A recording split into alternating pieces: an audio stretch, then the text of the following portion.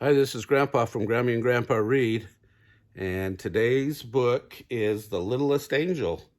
It's by Charles Tazewell and illustrated by Paul Micich.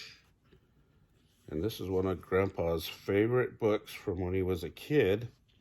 By the way, this is by the Ideals Children's Books, Nashville, Tennessee publications.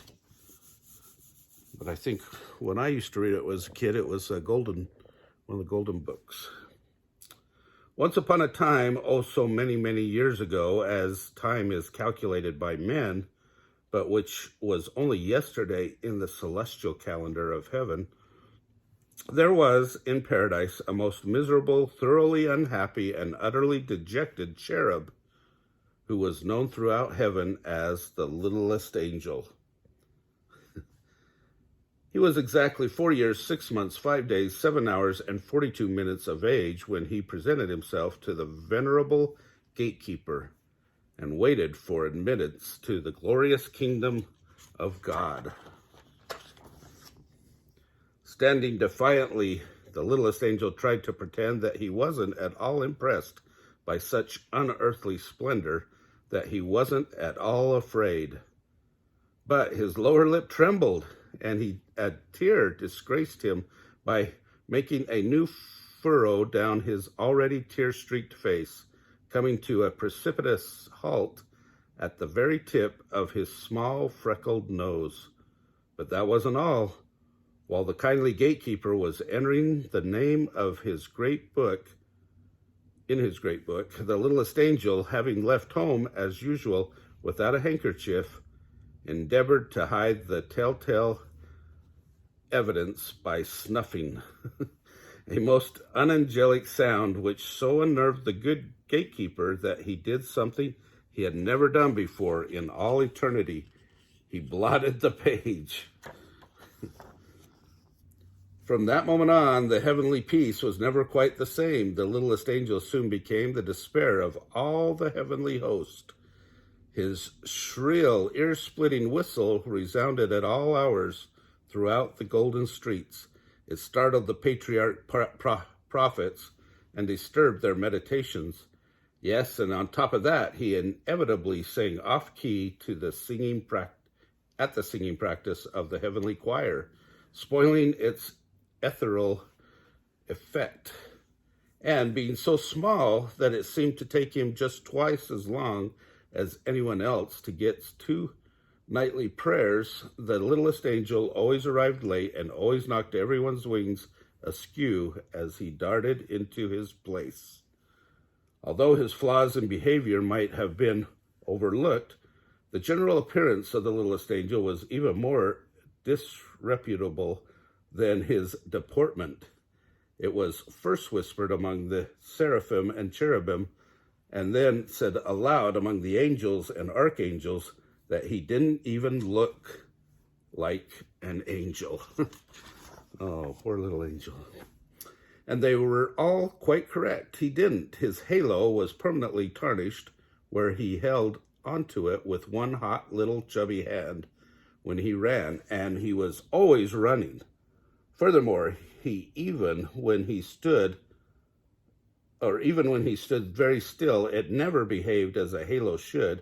It was always slipping down over his right eye, or over his left eye, or else just for pure meanness, slipping off the back of his head and rolling away down some golden street just so he'd have to chase after it. Yes, and it must be here recorded that his wings were neither useful nor ornamental. All paradise held its breath when the littlest angel perched himself like an unhappy fledgling sparrow on the very edge of a gilded cloud, and prepared to take off. He would teeter this way and that way, but after much coaxing and after a few false starts, he would shut both his eyes, hold his freckled nose, count up to 303, and then hurl himself slowly into space. However, owing to the regrettable fact that he always forgot to move his wings, the littlest angel always fell head over halo. It was also reported and never denied that whenever he was nervous, which was most of the time, he bit his wingtips.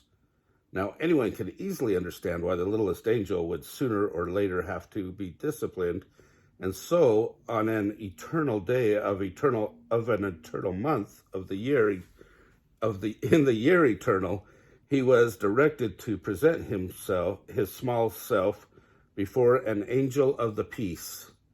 The littlest angel combed his hair, dusted his wings, and scrambled into the almost clean garment, and then, with a heavy heart, trudged his way to the place of judgment.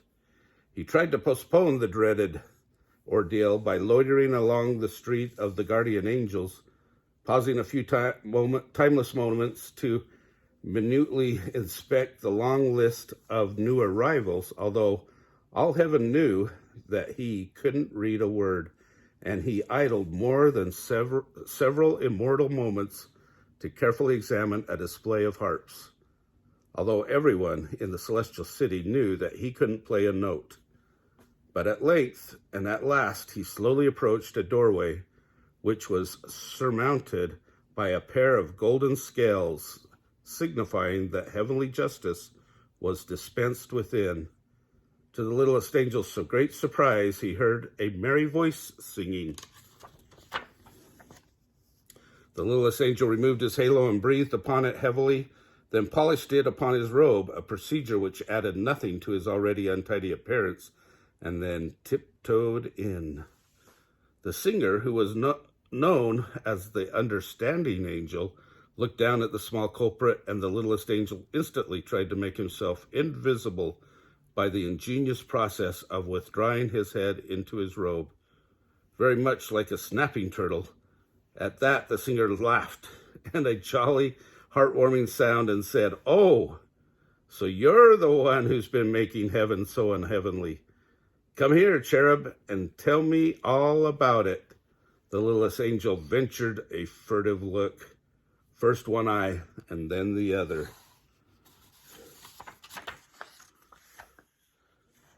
Suddenly, almost before he knew it, he was standing close to the understanding angel and was explaining how very difficult it was for a boy who suddenly finds himself transformed into an angel.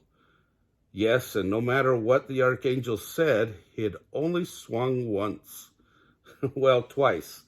Oh, all right, then he'd swung 3 times on the golden gates, but that was just for something to do. That was the whole trouble. There wasn't anything for a small angel to do, and he was very homesick. Oh, not that paradise wasn't beautiful, but the earth was beautiful too. Wasn't it created by God himself? Why, there were trees to climb and brooks to fish and caves to play at Pirate Chief, the swimming hole and sun and rain and dark and dawn and thick brown dust so soft and warm beneath your feet. The understanding angel smiled, and in his eyes was a long-forgotten memory of another small boy from long ago. Then he asked the littlest angel what would make him most happy in paradise. The cherub thought for a moment and whispered in his ear, "There's a box. I left it under my bed back home. If only I could have that." The understanding angel nodded his head. "You shall have it," he promised. And a fleet-winged heavenly messenger was instantly dispatched to bring the box to paradise. And then, in all those timeless days that followed, everyone wondered at the great change in the littlest angel, for among all the cherubs in God's kingdom, he was the most happy. His conduct was above the slightest reproach. His appearance was all that the most fastidious could wish for, and on excursions to Elysian fields, it could be said, and truly said, he flew like an angel.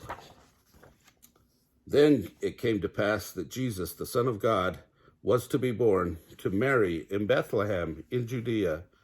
And as the glorious tidings spread throughout paradise, all the angels rejoiced, and their voices were lifted to herald the miracle of miracles, the coming of the Christ child.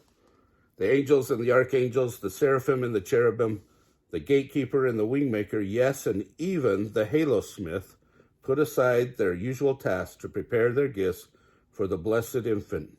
all but the littlest angel. He sat himself down on the topmost step of the golden stairs and anxiously waited for inspiration. What could he give that would be most acceptable to the Son of God? At one time, he dreamed of composing a lyric hymn of adoration, but the littlest angel was woefully wanting in musical talent. Then he grew tremendously excited over writing a prayer that would live forever in the hearts of men, because it would be the first prayer ever to be heard by the Christ child. But the littlest angel was lamentably lacking in literate skills. What, oh what, could a small angel give that would please the holy infant? The time of the miracle was very close at hand, and when the littlest angel at last decided on his gift, then on that day of days, he proudly brought it from its hiding place behind a cloud, and humbly, with downcast eyes, placed it before the throne of God. It was only a small, rough, unsightly box, but inside were all those wonderful things that even a child of God would treasure. A small, rough, unsightly box lying among all those other glorious gifts from all the angels of paradise, gifts such as rare and radiant splendor and breathless beauty that heaven and all the universe were lighted by the mere reflection of their glory. And when the littlest angel saw this, he suddenly knew that his gift to God's child was irreverent, and he devoutly wished that he might reclaim his shabby gift. It was ugly. It was worthless. If only he could hide it away from the sight of God before it was even noticed. But it was too late. The hand of God moved slowly over all that bright array of shining gifts, then paused, then dropped, then came to rest on the lowly gift of the littlest angel. The littlest angel trembled as the box was opened, and there before the eyes of God and all his heavenly host was what he offered to the Christ child. And what was his gift to the blessed infant? Well, there was a butterfly with golden wings, captured one bright summer day on the hills above Jerusalem, and a sky blue egg from a bird's nest in the olive tree that stood to shade his mother's kitchen door. Yes, and 2 white stones found on a muddy riverbank where he and his friends had played like small brown beavers, and at the bottom of the box, a limp, tooth-marked leather strap, once worn as a collar by his mongrel dog, who had died as he had lived in absolute love and infinite devotion. The littlest angel wept hot, bitter tears, for now he knew that instead of honoring the Son of God, he had been most blasphemous. Why had he ever thought that the box was so wonderful?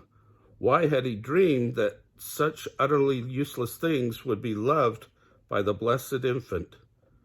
In frantic terror, he turned to run and hide from the divine wrath of the Heavenly Father. But he stumbled and fell, and with a horrified wail and a clatter of halo, rolled in a ball of misery to the very foot of the heavenly throne. There was an ominous, dreadful silence in the celestial city, a silence complete and undisturbed, save for the heartbroken sobbing of the littlest angel. Then suddenly the voice of God, like divine music, rose and swelled throughout paradise.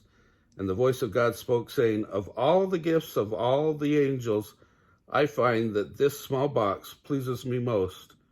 Its contents are of the earth and of men, and my Son is born to be the King of both. These are the things my Son, too, will know and love and cherish, and then regretfully will leave behind him when his task is done. I accept this gift in the name of the child Jesus, born of Mary, this night in Bethlehem."